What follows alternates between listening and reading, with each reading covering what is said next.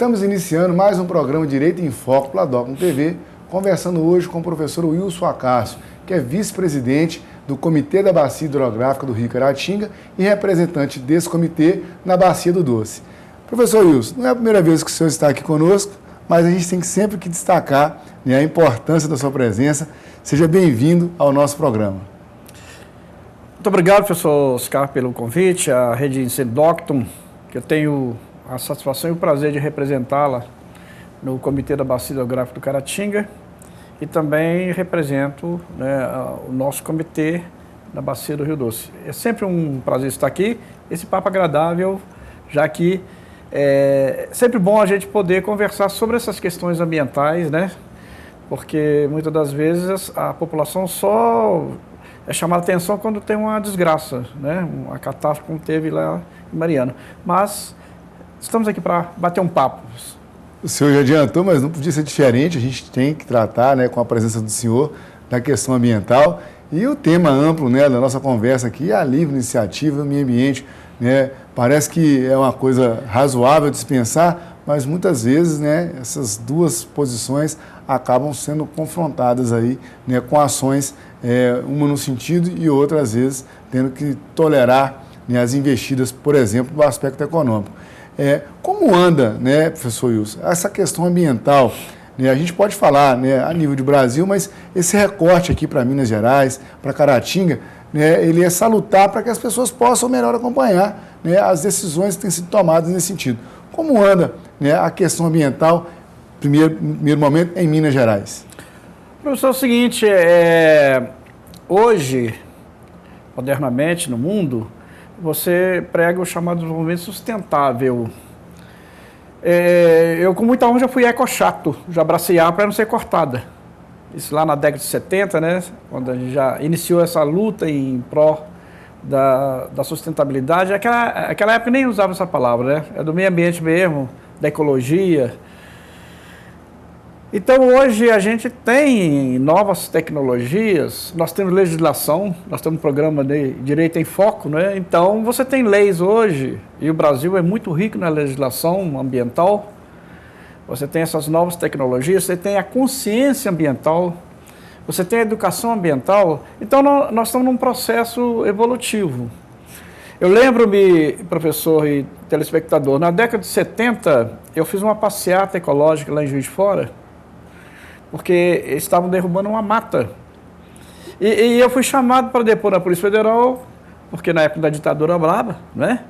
Então, veja bem, você fazer um ato simbólico de uma passeata ecológica era motivo de segurança nacional. Subversão. Subversão, né?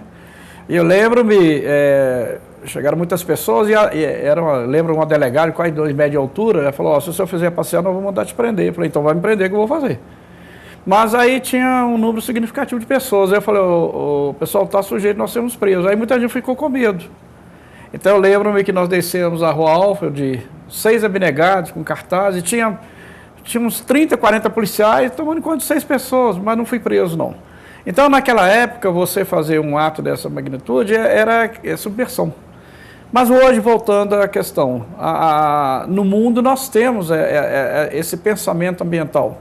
E aí eu chamo a atenção dos macro eventos que aconteceram, né? A Eco 92, no Rio de Janeiro, que eu tive a honra de comparecer e apresentar um trabalho. Nós tivemos a Rio Mais 20, nós temos aí essa conferência do clima. Então, os nossos governantes, os empresários, a sociedade, a população mundial de maneira geral está tomando consciência de que nós temos que discutir, debater e propor encaminhamentos para resolver a questão da humanidade. Está aí o efeito estufa, está aí o degelo das camadas polares, está aí a falta de água, está aí o lixo, está aí a degradação do solo, a derrubada das matas, né? Então, isso na macro escala. Mas, repito, os homens, os governantes e a sociedade, a academia, está tomando consciência que nós temos que debater e propor. Na questão de Minas Gerais, eu participo, vamos pegar especificamente a questão da água.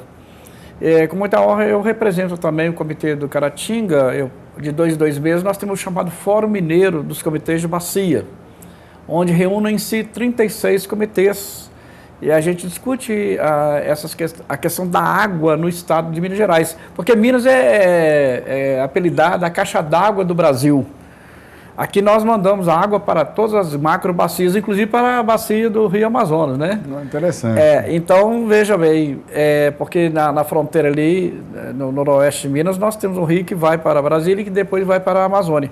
Então, veja que Minas Gerais tem essa importância estratégica para as políticas hídricas do Brasil, não só do nosso estado, mas eu acho que eu estive aqui no seu programa e nós debatemos a questão da crise hídrica há 2 anos atrás. Por isso que é importante a gente falar, né, dessa questão novamente, porque quando a gente falou da crise hídrica, a gente estava passando por um problema de seca. E agora, em tese, né, tem chovido, né, regularmente. Então, a importância desse programa nesse momento é para poder a gente chamar essa atenção. Muito embora chuvas regulares, a gente tem que se manter atento. Tem, professor, porque o Brasil é um país muito grande, são mais de 8 milhões e 500 mil quilômetros quadrados. Minas Gerais é maior que vários países do mundo. Se aqui está chovendo, em outras regiões não está, não. O Nordeste já tem lugar que tem 5 anos que não cai uma gota d'água, né? Parte de Minas Gerais também, na região do São Francisco, a crise hídrica é muito feia atualmente. Nós tivemos a última reunião mês passado aqui em Governador Valadares, né, dos comitês.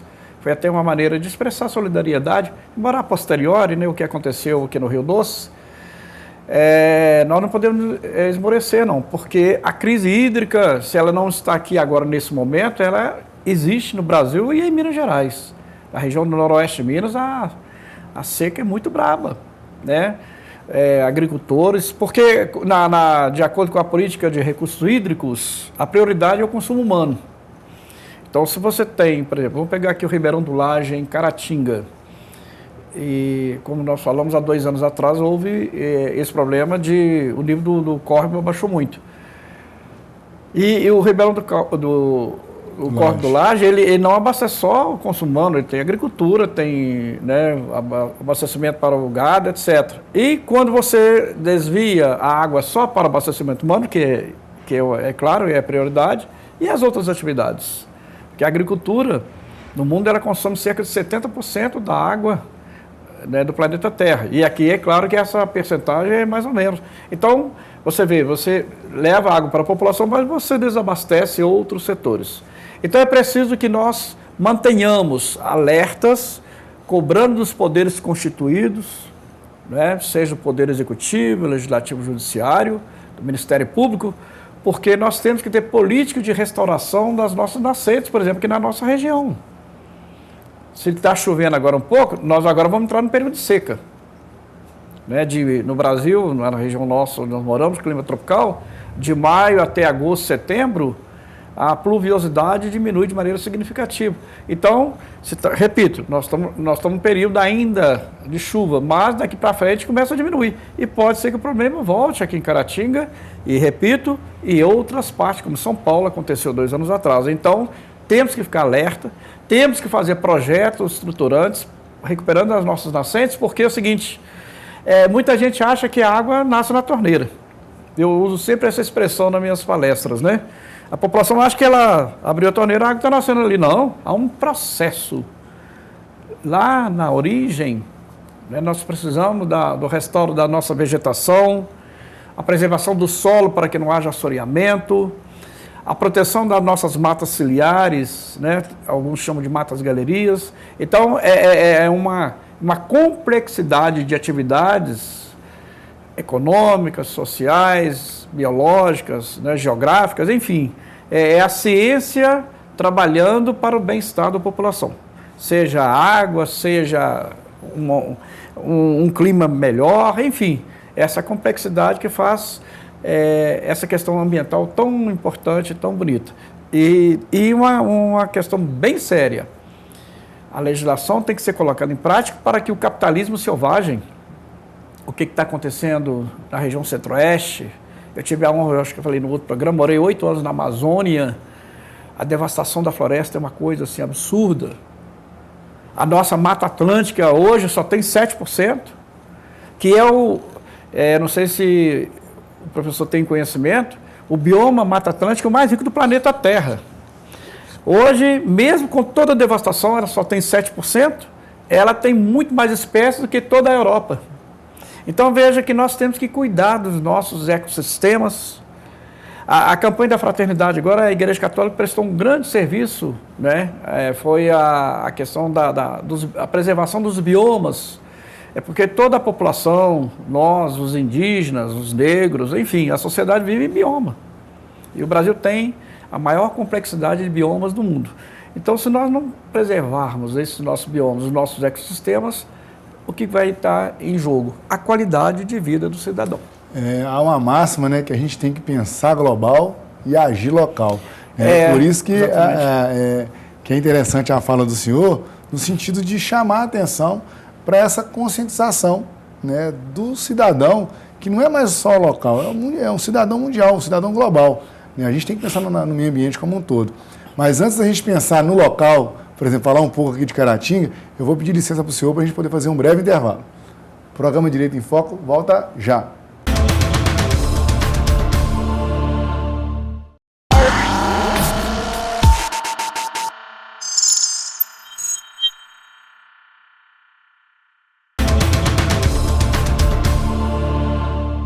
Voltamos para o segundo e último bloco do programa Direito em Foco pela Docno TV, conversando hoje com o professor Wilson Acácio sobre a livre iniciativa e meio ambiente. Professor Wilson, primeiro bloco, um panorama geral, né, mundial, aqui em Minas, com relação ao meio ambiente, com relação à água, a preocupação que se tem, né, que de um modo geral a sociedade tem que ter para com, né, as intervenções no meio ambiente.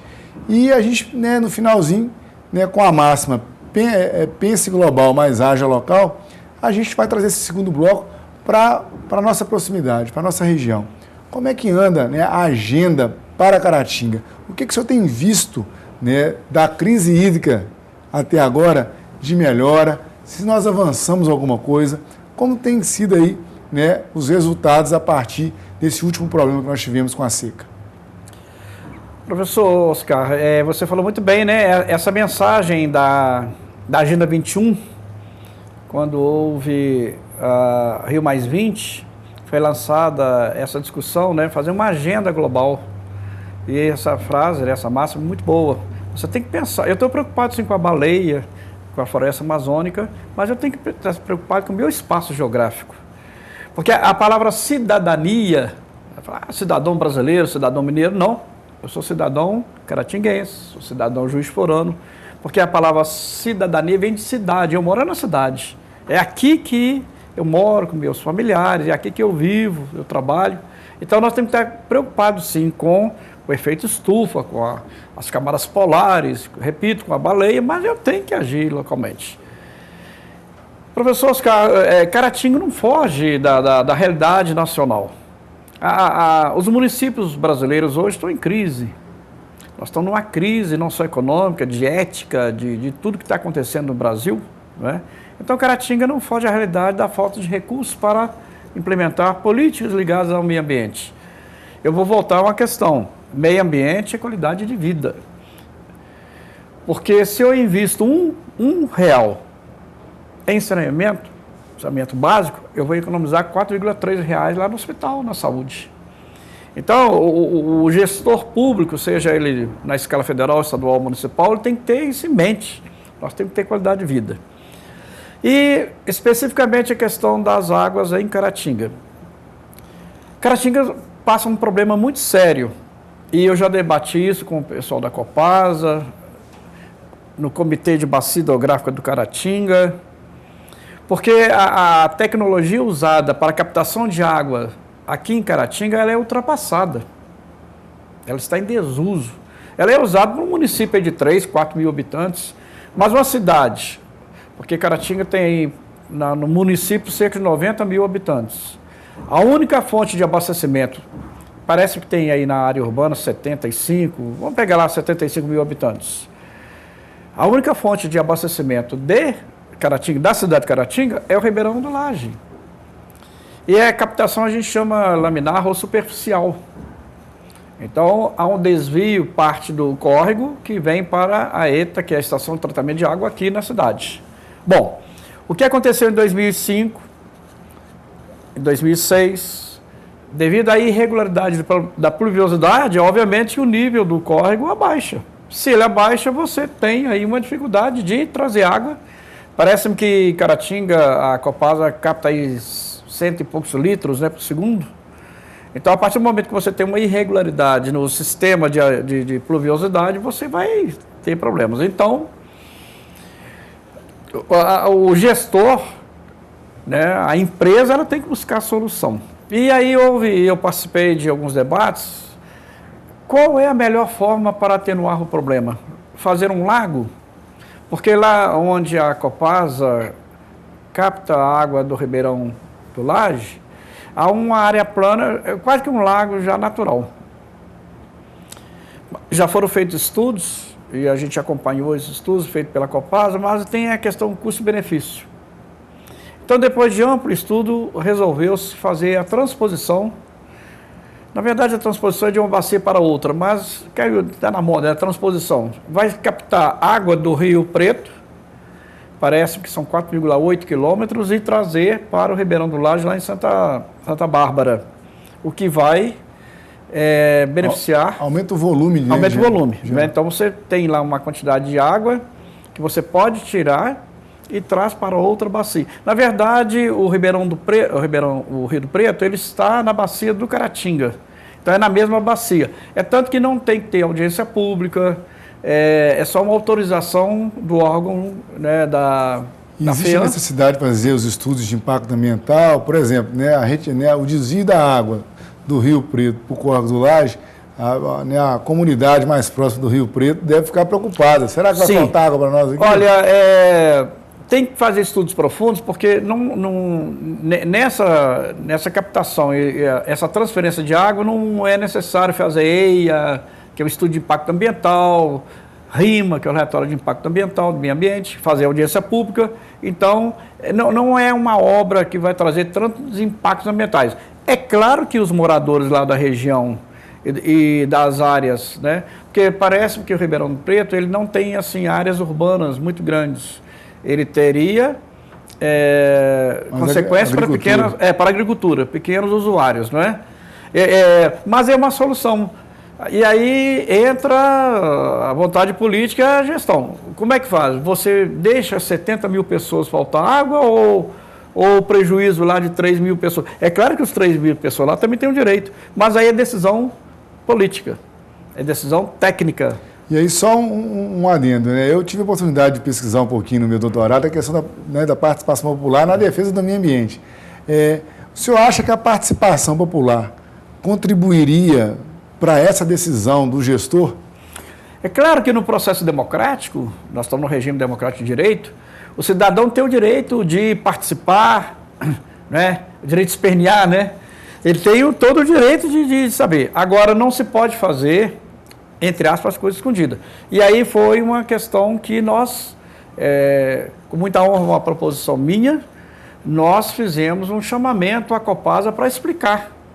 Né? O diretor da Copasa foi lá, o engenheiro José Augusto, foi lá para explicar, porque nós tomamos conhecimento através de jornais. E não é bom para o comitê você ficar sabendo através de jornais. Então, houve um amplo debate, porque no comitê, a composição dele, você tem os usuários, uma representação de usuários, uma representação do poder público estadual, municipal, e você tem da sociedade civil, que eu represento, por exemplo, a Docton lá nesse comitê. Então, ali você fez uma discussão técnica, política. É claro que houve pessoas da região que ficou contra, mas esse é o processo democrático. Mas eu concordo plenamente, a sociedade ela teria, independentemente da lei dizer que tem que fazer audiência ou não, eu achava que a Copasa deveria fazer uma ampla discussão com os moradores de Caratinga, da região, e, pelo que me consta, isso não foi feito. Isso foi um erro. Agora, e aí, se a maioria da população falar assim, não vai fazer a transferência, aí Caratinga. Então, é uma disputa, é o jogo da democracia, né? Porque a democracia você não agrada a todo mundo. E eu aí até te fazer uma pergunta, professor. O entrevistado pode perguntar ao entrevistador? Claro. Você fez nós conversamos ontem, né, a respeito disso, você fez a tese de doutorado. Eu não sei se alguém já te perguntou aqui no seu programa, eu queria saber qual foi o enfoque do seu trabalho. Eu posso fazer essa pergunta? Claro, então pode. Tá bom. Na verdade, o meu trabalho ele teve uma ligação de duas temáticas, que é a teoria da democracia e a questão ambiental. Teve como marco teórico, né, o autor, né, alemão, Jürgen Habermas, que ele tem por base, né, da sua teoria que o cidadão, né, ele não pode ser só um destinatário do Estado, ele também tem que ser um autor. E por conta disso, né, abriu-se a brecha para discutir a participação popular na defesa do meio ambiente, né, observando o artigo 225 da Constituição, né, que é dever do Estado e da coletividade. Então, ali inseriu-se a necessidade da participação. Por isso que eu fiz a pergunta para o senhor. E o desdobramento concreto da minha tese foram as audiências públicas no licenciamento ambiental e na criação e ampliação das unidades de conservação. Ou seja, o chamamento, né, da população para discussão, né, a respeito das intervenções possíveis no meio ambiente. Por isso que o nosso tema geral da entrevista, livre iniciativa e meio ambiente, porque no artigo 170 da Constituição, eu entendo como sendo o grande ponto de encontro do social, da livre iniciativa e do ambiental. Ou seja, a nossa Constituição é uma Constituição moderna. Ela não está dando preferência para um ou outra apontamento, mas sim que nós temos que ter uma agenda, né? E as decisões têm que observar, né, esses apontamentos. Nós não podemos simplesmente desconsiderar o meio ambiente, nós não podemos desconsiderar simplesmente o aspecto social e também não vamos poder abrir mão da questão da livre iniciativa. Mas um documento, a nossa Constituição é um documento que aponta nessa direção. Então, a melhor maneira de obter resultados onde a gente tem uma divisão de interesses é abrindo para o debate, transparência, como o senhor bem disse, para que aquele gestor que vai tomar a decisão, que ele tenha a preocupação de fundamentar para que ele não se exponha negativamente. Então, a ideia é justamente a gente participar mais, porque participando mais, as decisões voltadas na questão ambiental, elas vão estar mais próximas à legitimidade. As pessoas vão poder compreender melhor as decisões que são tomadas. Fiquei muito feliz de o entrevistador ser, né? ser questionado pelo entrevistado. É uma oportunidade. Didaticamente, professor, parabéns. Você, em poucas palavras, né, falou tudo que eu queria falar. Nada melhor que ele fez doutorado nessa área, é muito importante, né? Então, eu fiquei muito feliz. E eu tenho certeza que o telespectador também, da sua aula aqui, simples, didático, mas bastante compreensível. Professor, você abriu um gancho, uma questão, vamos voltar para a questão nacional, o que está acontecendo com as áreas de preservação, de proteção ambiental. O Brasil certamente tem, dos 8 milhões e 500 mil, 13% do território em áreas de preservação, né? Seja área de proteção ambiental, enfim, dentro do SNUC, né? O Sistema Nacional de Unidade de Conservação, tem acho que 9 ou 10 entes, parque, reserva biológica, etc. E nessas áreas nós temos tribos indígenas.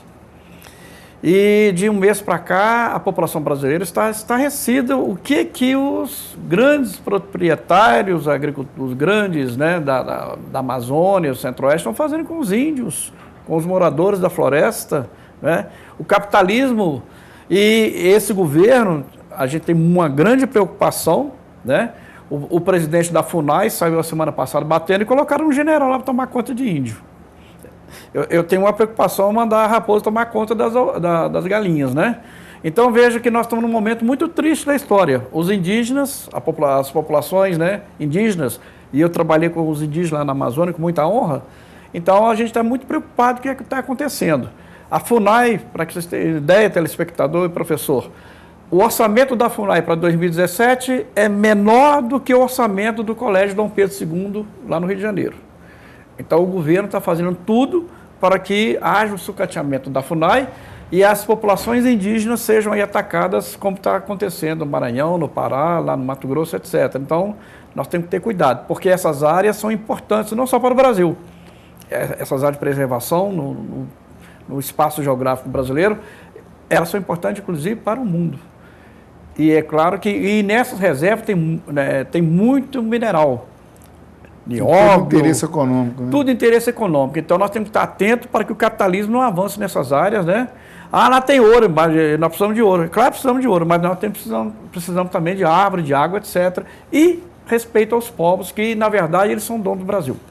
Foi importante você tocar nessa questão indígena. Eu acho que nós vamos ter que reservar aqui um momento, e eu já vou deixar o convite para o senhor, a próxima vez que o senhor vier a Caratinga, para a gente poder tocar nessa questão indígena. Porque Caratinga era uma região, né, que tribos indígenas viveram aqui, e a gente viu o resultado, né, nisso aí. A nível Brasil, a gente está vendo esse resultado, né, que teve agora, né, com problemas, né, ligados à FUNAI. Mas eu acho que a gente tem que ter um programa específico para poder tratar dessa questão. E, infelizmente, professor Wilson, o programa nosso acaba tendo um tamanho bom, mas ele acaba sendo curto por um assunto como esse, que é relacionado ao meio ambiente. Então, antes de eu encerrar, eu queria que o senhor, né, deixasse a sua mensagem final para o nosso telespectador de Caratinga, da região, que está tendo essa questão ligada à transposição, ao problema da crise hídrica, da falta de chuva, né? O que o senhor, de alguma forma, pode contribuir para que a gente tenha uma maior consciência? Professor, deixa eu fazer um comercial. Nós estamos num processo de eleição das novas instituições que vão compor os 36 comitês de bacia hidrográfica em Minas Gerais, inclusive do Caratinga. Então, você, empresário, consumidor de água, as prefeituras aqui do entorno, os órgãos do Estado, os organismos da sociedade civil, ONGs, até o dia 3 de junho você pode levar a documentação. Veja lá no site do IGAN, é só abrir lá, que você tem lá eleições 2017, venha participar, coloque a sua empresa, a sua ONG, o consumidor, para que a gente possa, de maneira colegiada, democrática, discutir, porque, na verdade, o comitê é o Tribunal das Águas. E é bom o senhor ter falado disso aí, porque eu estava me esquecendo, né, da gente falar dessa questão, que tem tudo a ver com o que a gente acabou de comentar, a participação. Né, que é a melhor maneira de participar na defesa do meio ambiente, que está presente no comitê, nas reuniões, no colegiado. Então, cidadão caratinguense na região, participe. Não tenho dúvida que vai ser muito importante para essa proteção ambiental. Professor, eu vou encerrar duas palavras, né? Educação ambiental. Nós acreditamos que qualquer transformação só haverá mudança se tiver educação. Não é só educação ambiental. Eu sou contra criar uma disciplina de educação ambiental. A educação ambiental tem que ser discutida lá na aula de Direito, na aula de Geografia, de Química, de Matemática, de Português, na Educação Física, na aula de Religião, porque ela é interdisciplinaridade. Eu não tenho que pegar um professor de Biologia para dar aula de Ecologia, não. Ela tem que ser discutida, né, na escola formal e não formal, lá na igreja, na associação de moradores, né? Então, nós acreditamos que quanto mais nós discutirmos através da educação, né, essa questão, nós vamos chegar lá, porque aí a população estará educada, estará preparada, vai cobrar do gestor, da empresa que está poluindo, né? O que aconteceu lá em Mariana. Então, a gente tem que ter essa consciência. E eu tenho certeza, professor, que é um processo. Se na década de 70, repito, a questão ambiental era a questão de segurança nacional, hoje ela tem ampla discussão nos fóruns, hoje tem programa de televisão, hoje tem revistas, tem jornais, né? Tem cursos aí de engenharia ambiental. Então, enfim, é um processo de mudança. O Brasil tem outras prioridades. O Brasil quer emprego, o Brasil quer segurança, o Brasil quer saúde, né? O Brasil quer educação, que infelizmente, num país que é a 8ª economia do mundo, está sucateada. Então, nós temos que cobrar dos gestores públicos mais decência com o dinheiro público, nós temos que cobrar da sociedade, a sociedade tem que cobrar dos nossos políticos essa roubalheira, essa vergonha que é o país. Então, eu tenho esperança que o Brasil um dia vai chegar lá com muita persistência da sociedade e com trabalho como o seu doutorado, que faz esse trabalho de conscientização da participação da sociedade nos fóruns de discussão, e o comitê é um deles. Com muita honra, eu represento essa instituição que eu tanto gosto, que é a Docton, né, nesse Fórum das Águas, que é o comitê, não só aqui de Caratinga, e com muita honra eu discuto também lá na bacia do Rio Doce, que eu represento o nosso comitê, que está com essa crise aí, e a gente pode voltar especificamente para falar sobre o que aconteceu em Mariana, que eu fui desde lá, Bento Rodrigues até a Foz lá em Regência, acompanhando todo esse processo. Tá ok, professor? Muito obrigado pela essa participação no seu programa. Eu não tenho dúvida que nós estamos muito bem representados lá no comitê, né, do Doce, Obrigado. do Rio Doce, aqui em Caratinga, né, pelo brilhante trabalho que o senhor sempre faz, sempre acompanhando, sempre atual, e a defesa do meio ambiente precisa muito desse tipo de engajamento. Tá? Eu agradeço muito aqui a sua presença e já deixo o convite para a gente poder falar tanto da questão, né, do rompimento da barragem de Mariana, mas também da questão indígena. Tá? Um prazer, estaremos aqui, professor. Ok. O programa Direito em Foco se despede. Até o próximo encontro.